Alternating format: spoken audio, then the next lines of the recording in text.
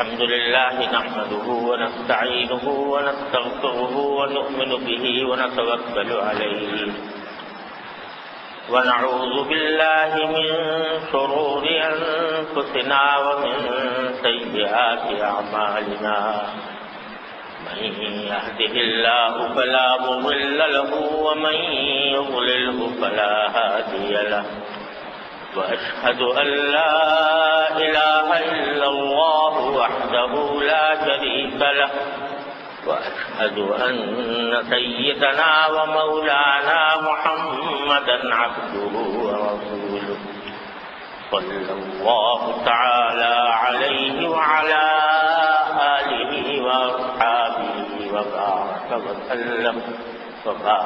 وسلم تسليما كثيرا. أما بعد فأعوذ بالله من الشيطان الرجيم. بسم الله الرحمن الرحيم. فقلت استغفروا ربكم إنه كان غفارا يرسل السماء عليكم مدرارا ويمددكم بأموال وبنين ويجعل لكم جنات ويجعل لكم أنهارا. آمنت بالله. صدق الله مولانا العظيم وصدق رسوله النبي الكريم ونحن على ذلك من الشاهدين والشاكرين والحمد لله رب العالمين. بزرگان محترم اور برادران عزیز، آج مجھے پہنچنے میں ٹریفک کی وجہ سے دیر ہو گئی اور اب صرف 15 منٹ باقی ہیں. اس میں ایک گزارش کرنی ہے اور وہ یہ کہ آج ہم اپنے ملک میں، پاکستان میں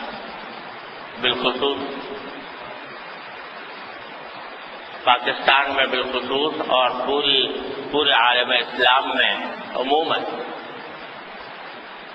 سارے مسلمان ایک عجیب قسم کی بے چینی کا شکار ہے اور ہر شخص حالات کی سنگینی سے اپنے آپ کو پریشان محسوس کرتا ہے. خاص طور سے ہمارے ملک میں جو صورتحال ہے وہ انتہائی بے یقینی کی صورتحال ہے. سیاسی اعتبار سے ملک میں استحکام نہیں ہے، اختلافات بڑھے ہوئے ہیں، قتل و غارت گری کا، لوٹ مار کا، ڈاکوں کا سلسلہ ہر طرف چلا ہوا ہے. کوئی شخص اپنی جان مال آبرو کو محفوظ نہیں سمجھتا. انسان کی جان کی قیمت مکھی اور مچھر سے زیادہ بے حقیقت ہو گئی ہے. حضور نبی کریم سرور دو عالم صلی اللہ علیہ وسلم نے ارشاد فرمایا تھا کہ ایک ایسا وقت آئے گا جبکہ قتل و غارت گری پھیل جائے گی. حدیث میں لفظ ہے کہ حرج پھیل جائے گا. صحابہ کرام نے پوچھا کہ یا رسول اللہ حرج کیا چیز ہے؟ تو آپ نے فرمایا کہ قتل بہت ہوں گے. اور ایک روایت میں یہ بھی فرمایا کہ آدمی اس طرح قتل ہوگا کہ یہ بھی پتہ نہیں چلے گا کہ کس نے قتل کیا اور کیوں قتل کیا. یہ پہلے کبھی اس بات کا تصور کرنا مشکل ہوتا تھا کہ آدمی یہ کو پتہ نہ چلے کہ کیوں مارا گیا، کس نے مارا، کیوں مارا. تو حدیث میں رسول کریم صلی اللہ علیہ وسلم نے پیشین گوئی فرمائی کہ آنکھوں سے آج ہم دیکھ رہے ہیں کہ قتل ہو جاتا ہے، نہ قاتل کا پتہ لگتا ہے، نہ یہ پتہ چلتا ہے کہ اس بیچارے کو کیا قصور تھا، کس بنا پر قتل کیا. وہ صورتحال چل رہی ہے. اور مہنگائی کا یہ عالم ہے جو بڑھتی جا رہی ہے. غریب آدمی کے لیے پہلے دال روٹی کا لفظ استعمال ہوتا تھا کہ دال روٹی کھا لیں، اب دال کا بھی ڈالے پڑے ہوئے ہیں. اور غریب آدمی کو اپنے پیٹ کی بھوک کا سامان کرنا اس کے لیے مشکل ہو گیا ہے. ہر چیز کی گرانی بڑھتی جا رہی ہے. بجلی کی لوڈ شیڈنگ نے زندگی حجیرن کر رکھی ہے. اور اب جس طرف دیکھیے پریشانی کی صورتحال، تکلیف دہ صورتحال نظر آ رہی ہے. لیکن سوال یہ ہے کہ ایسے حالات میں ہمیں کیا کرنا چاہیے؟ اندیشے، مستقبل کے اندیشے. جب لوگ کہتے ہیں خدا نہ کرے ملک بچے گا یا نہیں بچے گا، لوگ اندیشے ظاہر کرتے ہیں کہ خدا جانے کیا آفت اس ملک کے اوپر آ جائے گی. سرحدوں کا حال، قبائل کی صورتحال، سوات اور وزیرستان میں جو کچھ ہو رہا ہے، اور پورا ملک ایک بے چینی کی آگ میں سلگا ہوا ہے. میں ابھی ایک بیرونی ملک کے یورپ کے دورے سے واپس آیا ہوں. وہاں پر بھی ہر مسلمان پوچھتا ہے پاکستان میں کیا حال ہے، پاکستان کی کیا امید ہے، کیا حالات بہتر ہو سکتے ہیں. تو پریشانی ہے چاروں طرف. لیکن سوال یہ ہے کہ کیا ان حالات میں صرف پریشانی کا اظہار کر دینا کافی ہے؟ آج صورتحال یہ ہے کہ جہاں چار آدمی بیٹھتے ہیں تو انہی حالات پر تبصرہ بھی ہوتا ہے، باتیں بھی ہوتی ہیں، لوگ اپنی پریشانی کا بھی اظہار کرتے ہیں، تکلیف کا بھی اظہار کرتے ہیں. لیکن ایک کام ہے جس کی طرف ہم ابھی تک متوجہ نہیں ہوئے. عام آدمی کے ہاتھ میں یہ تو ہے نہیں. ایک عام انسان، عام مسلمان جو ملک کا شہری ہے، اس کے ہاتھ میں یہ نہیں ہے کہ وہ سیاست کا رخ موڑ دے. اس کے اختیار میں یہ نہیں ہے کہ حکومت بدل دے. اس کے اختیار میں یہ نہیں ہے کہ بجلی کی جو قلت ہو رہی ہے اس کو دور کر دے. اس کے ہاتھ میں یہ نہیں ہے کہ مہنگائی کو روک دے. لیکن ایک چیز ہے جو ہر مسلمان کے اختیار میں ہے، اور وہ ہر انسان اپنی اپنی جگہ پر کر سکتا ہے. اور اگر وہ ہم مسلمان اس ملک کے رہنے والے ہر فرد اپنی اپنی جگہ پر وہ کام کرنے لگے تو کچھ بعید نہیں ہے کہ اللہ تبارک و تعالی ہمارے دل بدل دے، ہمارے حالات میں تبدیلی لے آئے.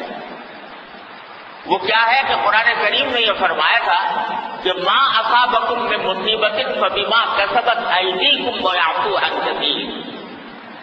تم کو جو کوئی مصیبت پہنچتی ہے وہ تمہارے اپنے ہاتھوں کی کرتوت کی وجہ سے ہوتی ہے، خود تمہارے اعمال کی وجہ سے ہوتی ہے. ویعفو عن کثیر، اللہ تعالیٰ فرماتے ہیں کہ بہت سی باتوں کو تو معافی کرتے رہتے ہیں، بہت سی چیزوں کو تو معافی کرتے رہتے ہیں، لیکن بہت سے اعمال ایسے ہوتے ہیں کہ جن کے نتیجے میں تمہیں اس دنیا کے اندر بھی مصائب کا سامنا کرنا پڑتا ہے. تو یہ جو کچھ صورتحال ہمارے سامنے ہے یہ بھی ظاہر ہمارے ہی کرتوتوں کا نتیجہ ہے، ہمارے اعمال کا نتیجہ ہے. آپ ذرا دیکھو، اللہ تعالیٰ نے اتنا اچھا ملک ہمیں عطا فرمایا تھا. یہ اس کی عطا تھی، اس کا کرم تھا کہ انگریز اور ہندو کی دو چکیوں میں پسنے کے باوجود اللہ تبارک و تعالیٰ نے یہ ملک ہمیں عطا فرمایا. اس ملک میں کون سے وسائل ایسے ہیں جو اللہ تعالیٰ نے عطا نہیں فرمائے؟ ہر طرح کے خطے ہمیں عطا فرمائے. پہاڑ اس میں ہیں، دریا اس میں ہیں، میدانی علاقے اس میں ہیں، پیداوار اس میں ہے، اور ذہانت ذہین انسان اس میں ہے. یہی ذہین انسان ہے جو دوسرے ملکوں میں جا کر نوکریاں کر کے وہاں پر ان ملکوں کو جگمگا رہے ہیں. لیکن یہاں ہم نے آپس کی لڑائیوں سے، آپس کی فرقہ بندیوں سے، آپس کی تنازعات سے، رشوت ستانی کر کے، حرام خوری کر کے ہم نے اس ملک کو تباہی کے کنارے تک پہنچا دیا. تو جو کچھ ہم دیکھ رہے ہیں وہ سب ہمارے اعمال کی. کرتوت ہے، سزا ہے جو نظر آ رہی ہے۔ تو کرنے کا کام جو ہے وہ یہ ہے کہ اگر حالات کو بدلنا میرے اختیار میں نہیں ہے، لیکن میں ایک کام ضرور کر سکتا ہوں کہ اپنی اصلاح کی فکر کروں۔ میں اگر کوئی غلط کام کر رہا ہوں اس غلط کام سے اپنے آپ کو بچا لوں۔ میں اگر کوئی گناہ کر رہا ہوں، میں اگر کوئی جرم کر رہا ہوں، میں اگر کوئی ناانصافی کر رہا ہوں، کوئی ظلم کر رہا ہوں، کسی بدعنوانی میں مبتلا ہوں، حرام خوری میں مبتلا ہوں، تو کم از کم اپنے آپ کو اس سے بچاؤں اور اللہ تعالیٰ سے رجوع کروں۔ یہ جو آیت میں نے ابھی آپ کے سامنے پڑھی، اس حضرت سورہ نوح کی آیت ہے، جس میں حضرت نوح علیہ السلام نے اپنی قوم سے کہا تھا، اس وقت فرمایا تھا جب طوفان ابھی آیا نہیں تھا، آنے والا تھا طوفان نوح، تو اس وقت فرمایا تھا کہ فَقُلْتُ اسْتَغْفِرُوا رَبَّكُمْ، میری قوم کے لوگوں خدا کے لیے اپنے پروردگار سے معافی مانگو، استغفروا ربکم، اپنے پروردگار سے استغفار کرو، اپنے پروردگار سے معافی مانگو، انہ کان غفارا، وہ بہت بخشنے والا ہے۔ اور اگر تم نے واقعی سچے دل سے معافی مانگ لی تو یرسل السماء علیکم مدرارا، تو اللہ تعالیٰ تمہارے اوپر بارشیں برسائیں گے، رحمت کی بارشیں برسائیں گے۔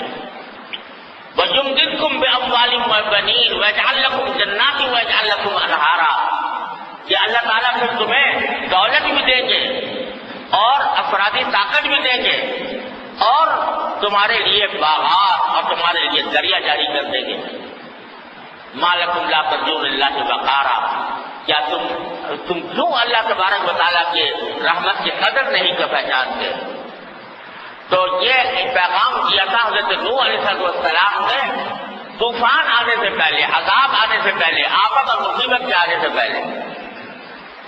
تو آج در حقیقت ہم لوگوں کو ان موجودہ حالات میں اگر بلا وجہ کے بیٹھ کر مجلسیں گرم کرنے کے بجائے اور لا حاصل تبصرے کرنے کے بجائے یہ اگر کام کریں، جتنا وقت ہم آپس میں تبصروں کرنے میں گزار دیتے ہیں وہ وقت اللہ تعالیٰ سے رجوع کرنے کی طرف متوجہ ہو جائیں۔